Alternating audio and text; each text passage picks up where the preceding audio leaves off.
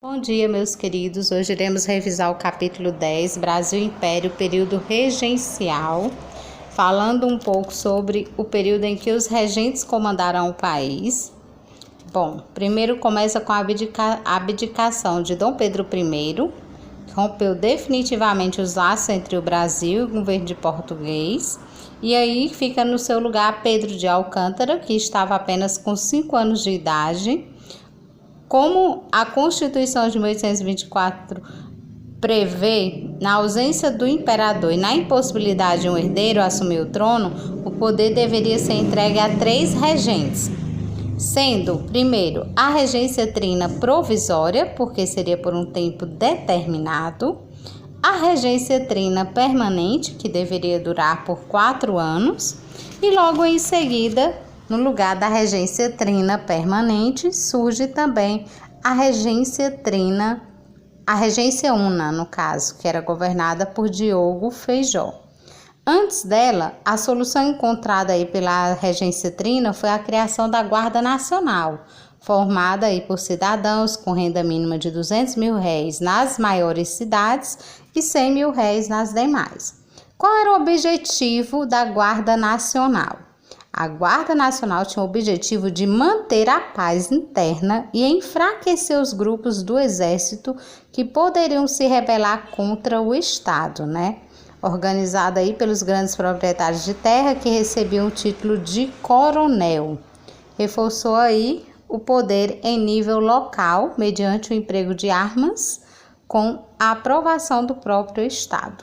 Essa aí, vocês estão vendo a foto dos fuzileiros da Guarda Nacional. O ato adicional de 1834 também foi criado e ele estabeleceu que os regentes não poderiam fazer uso do poder moderador, que era aquele poder que controlava todo o restante, o executivo, o legislativo e o judiciário. Eles não poderiam utilizar desse poder, somente o imperador.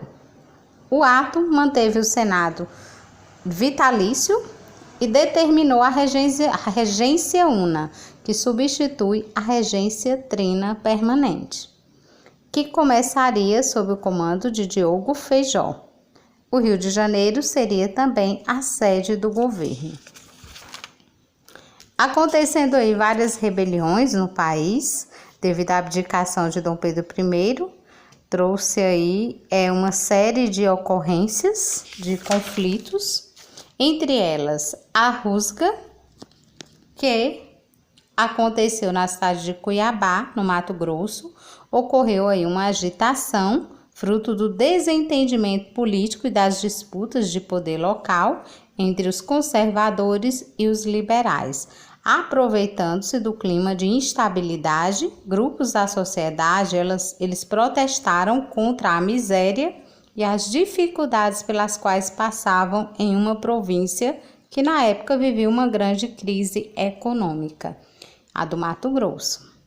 Logo em seguida vem a cabanagem também, de 1835 a 1840.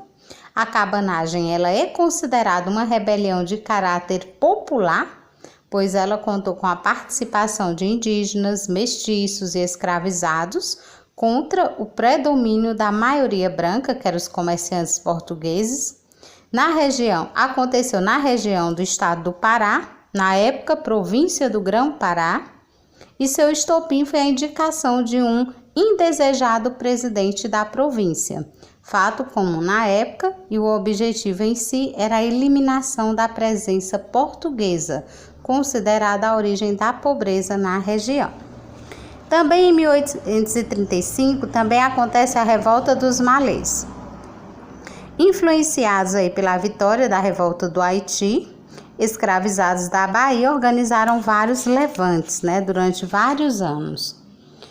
Ela aconteceu em Salvador, com aproximadamente 600 escravizados muçulmanos, que eram chamados malês, foram mobilizados para dar início à revolta. O levante ocorreria em 24 de janeiro de 1835. Os objetivos iniciais eram tomar Salvador, garantir liberdade de culto e colocar fim à escravidão. Também no ano de 1835 inicia aí a Revolução Farroupilha, né, ou Guerra dos Farrapos, que ocorreu no Rio Grande do Sul. A maior parte das pessoas envolvidas pertencia à classe menos abastada e utilizava roupas desgastadas, por isso aí o nome Guerra dos Farrapos, e foi liderada aí por proprietários de terras e de gado que participaram do conflito, né? A Sabinada ocorre aí em 1837, ela ocorreu na Bahia, teve como líder Sabino Barroso, daí o nome também do movimento. A Balaiada, que ocorreu em 1838 a 1841, foi um movimento complexo que envolveu aí pessoas com diferentes motivos, ocorrida no Maranhão, tipicamente popular, porque teve início aí com disputa entre liberais, que eram os bem-te-vis, e conservadores, que eram os cabanos, pelo poder local, né? Em meio a um clima já tenso, a revolta teve início quando a prisão local foi invadida para a libertação de indivíduos ligados à ala liberal. Logo em seguida acontece o golpe da maioridade, né? Com a instabilidade aí das províncias, muitas revoltas, um grupo de políticos liberais compostos de figuras influentes na corte organizou o Clube da Maioridade, cujo objetivo era trabalhar para que fosse alterada a Constituição, autorizando a coroação do imperador antes da idade prevista, porque a maioridade é a partir dos 18 anos. E em julho, tal decisão foi aprovada pela Assembleia Geral, permitindo a posse do novo imperador, Pedro de Alcântara. Ainda este iria completar 15 anos. Como havia sido inicialmente planejado, começava assim o segundo reinado no Brasil. Então, Pedro de Alcântara, ele assumiu o poder, o golpe da maioridade permitiu que ele assumisse apenas com antes de 15 anos, né? Antes de completar 15 anos, com 14 anos de idade, ele assume o poder do país, né? Começa a comandar. Esse ato aí ficou conhecido como o golpe da maioridade, porque a maioridade, segundo a Constituição, é com 18 anos, e eles anteciparam.